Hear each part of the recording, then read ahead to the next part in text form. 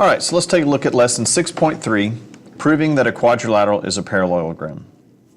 Now remember last time we learned about all the properties of a parallelogram. And so now we're going to take a look at, if we're given a diagram or a picture, how can we determine if it's a parallelogram or not? Well, there's a few conditions that if we follow these, if one of these is true, then it's going to be true for all of them. So the first one here, if you look at a picture and you have both pairs of opposite sides are parallel, then you know it's a parallelogram.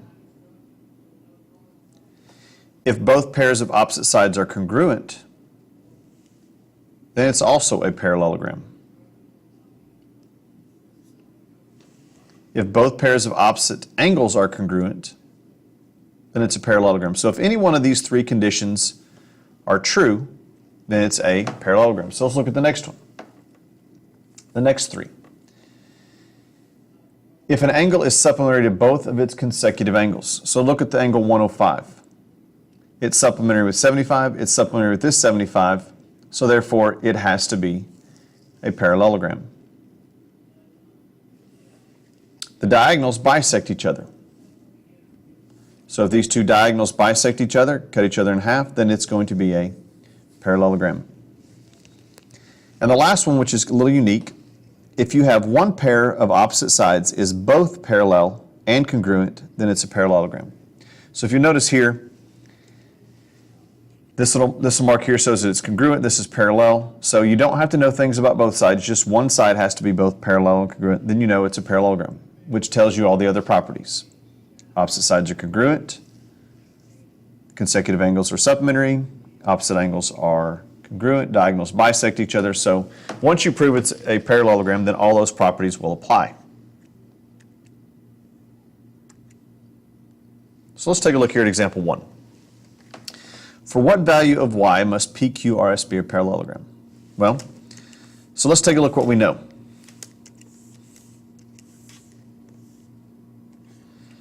If this is going to be a parallelogram, that means that this side right here has to be the same as this side over here. And this side would have to be the same as this side. So let's take these two and look to see what we know. If x plus 2 should be equal to y, and 3x minus 5 is equal to 2x plus 1. So we're looking for the value of y. Well, over here I have an x and a y. So over here I just have an x. That means I'm going to solve for this equation first. I start by subtracting the 2x. I'm going to add the 5 to both sides. So now as I add my two rows together, I get an x on the left, 5's cancel, 2x's cancel over here, and I'm left with 1 plus 5, which is 6.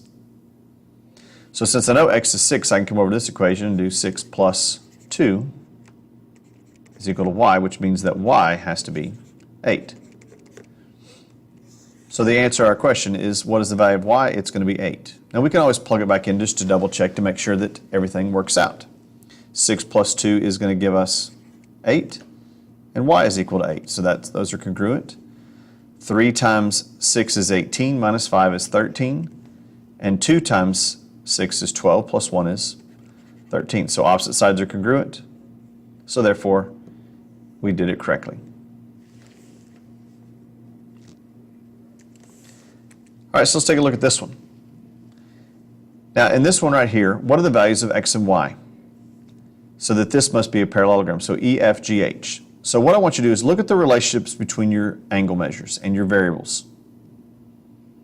This has a y, angle E has 3y minus 2, angle H is y plus 10, angle G is 12x plus 7, and angle F is 4x plus 13. So find the values of x and y, pause the video, come back and check your answer when you're done.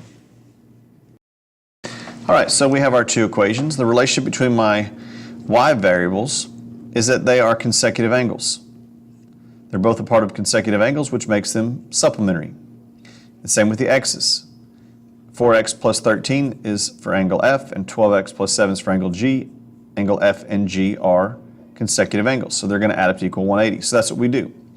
We set these, add them up, and set them equal to 180. So 3y minus 2 plus y plus 10 equals 180. Then we take angle G and angle F. Okay, 4x plus 13, 12x plus 7, add them together to equal 180. That gives us 43 for y and 10 for x. So always look for the relationships. Always look to see what are your angles, what I know about my angle measures, and what variables do I have? Do I have any variables that have a relationship together, or am I going to set up and use a system of equations? This one would not work for a system of equations. This one you have to use your consecutive angles. So let's look at this next one. We're given a diagram, we're given some given information, and they want to say, can you prove it's a quadrilateral based on the given information? And then explain your answer. So let's take and mark down what they know, what we've given us. So AB is 5. So I'm going to write down here, this is 5. And CD is also 5. So now I know that these two sides are congruent. Now they give me the measure of angle A is 50, and the measure of angle D is 130. So what does that tell me? Well, this tells me that these are consecutive angles. And remember when we learned about consecutive angles or same side interior angles being supplementary, then they form parallel lines, which means this line right here is parallel to this line down here. So is this enough to prove that this is in fact a parallelogram? The answer is yes. If you look back at our last condition, if we know that segments or opposite sides are both parallel and congruent, then it's a parallelogram. So that's what we'll say here. We're just kind of regurgitating our property we learned. So yes, we say because it has a pair of opposite sides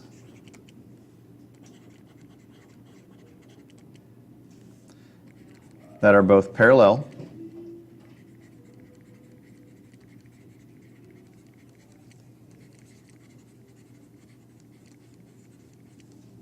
and congruent.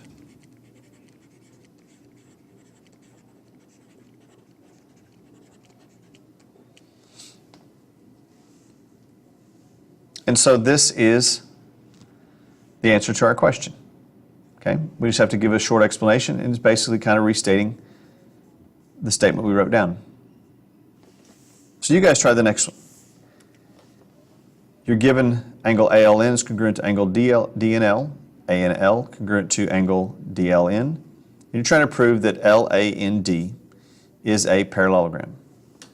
So look to see what information they've given us, mark it in here, decide whether you think it's a parallelogram, and give a reason why.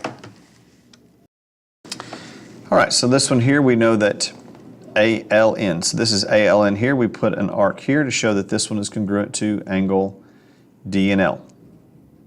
Opposite are congruent. So by doing this, this means that if we have a pair of alternate interior angles that are congruent, that means it forms parallel lines. So these right here, the angle forms a pair of parallel lines. So AL is parallel to DN, so we mark them parallel. And the same thing with ANL. ANL is this angle here, congruent to DNL. So these are a pair of alternate interior angles that are congruent, which means these are parallel lines. So we have both pairs of opposite sides are parallel. So that, as you remember, is one of our conditions. So we can say, yes, this is a parallelogram because both pairs of opposite sides are parallel.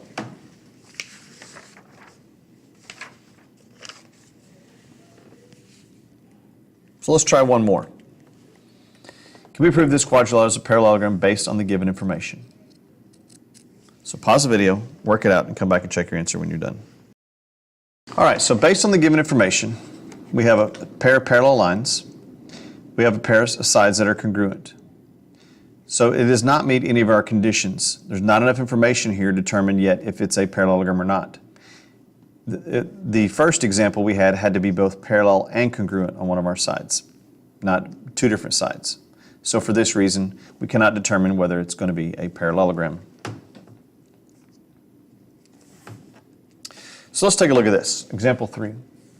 This truck sits on a platform of a vehicle lift. Two moving arms raise up the platform until a mechanic can fit underneath. Why will the truck always remain parallel to the ground as it's lifted? And why would that be so? So if you look here, as this platform goes up, notice that these arms are not ever going to change in length. It's just going to change the angle measures here. So as this this goes up, this angle here gets larger. This one gets smaller. But it does not change the distances of these sides.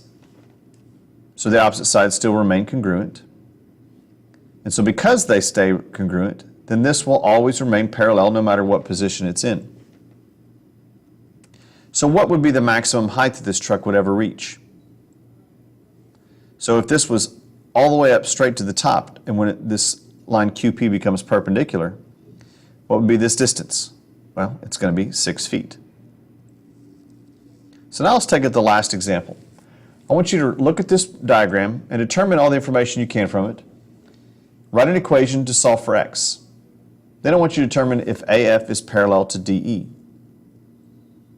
And then, is BDEF a parallelogram? So we got 3 parts here, A, B, and C.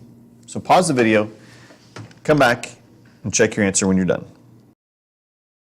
All right, so for part A, there's a lot of ways you could set this up, but one way to do it is to recognize that if these segments are congruent, okay, and these lines are parallel, well, if these are parallel, that means this angle right here is going to be the same as this angle here. So 6x, this is 6x because they're corresponding angles. Parallel lines. This is a transversal. A is a transversal. This means that 6x and 6x down here should be the same.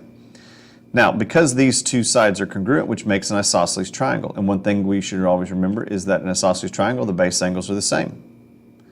That means that 7x minus 11 is equal to 6x. We work it out and we solve when we get x is equal to 11. So I can go back and plug this in, find out this measure is 66, which means since this is also an isosceles triangle, this is 66 as well. Now, so if we look at the next part here, if we were to take x and plug it in here, because we're trying to figure out are these two lines parallel? Is AF parallel with DE? So what we're going to do is, as we plug this number in, we get 5 times 11, which is 55, minus 7 is 48. So if we add these two together, we get the entire angle here of 114 degrees. Now, because this is an isosceles triangle, this is 66, this is 66, which means that if I can add these two up and equals 180, then I know that these are consecutive same-side interior angles. So, as we add this up, it does equal 180. So then we can conclude that yes, AF is indeed parallel to DE because of the converse of the same-side interior angles postulate. These are same-side interior angles. This is 114, this is 66. Same-side interior angles are parallel because, and so congruent, so therefore they form parallel lines. So the answer to the part B is going to be yes. Now the last one, is this a parallelogram? BDEF.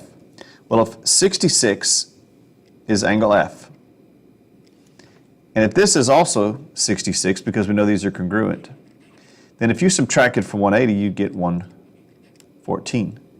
And if we know the whole distance of this angle is 114, then we can conclude that, yes, this is a parallelogram because angle F, which is 66, is supplementary to both of its consecutive angles. It's supplementary to 114 here, and it's supplementary to the 114 here. So that's by the, so that's when you have angle F being supplementary with both of its consecutive angles. All right, so that concludes our third lesson in Chapter 6, proving that a quadrilateral is a parallelogram.